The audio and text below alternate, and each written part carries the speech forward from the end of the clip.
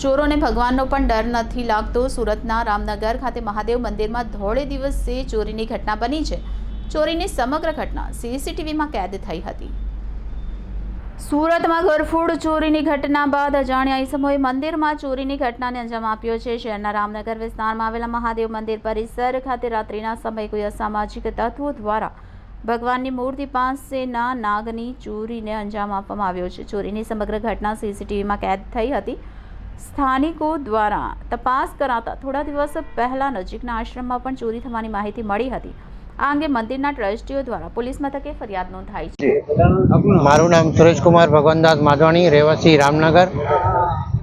આપણે રામનગરમાં આવેલું નીલકંઠ મહાદેવ મંદિર એસએમસી ગ્રાઉન્ડની સામે આપણે બધા દર્શન કરવા ગયા તો જોયું નાગદેવ બાબા નાગદેવ મહારાજ નહીં હતા, શંકર ભગવાનની મંદિરની ઉપર લુંગની ઉપર।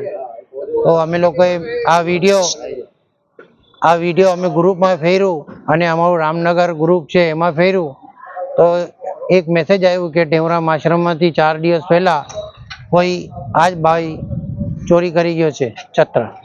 આપણે આ વિડીયો જોયા કરાયો પછી પોલીસને ફરિયાદ કરી કે ભાઈ આ માણસ જલ્દીથી જલ્દી પકડાય, બીજા મંદિરોમાં ચોરી ન થાય। ઓમ શ્રી સતનામ સાખી।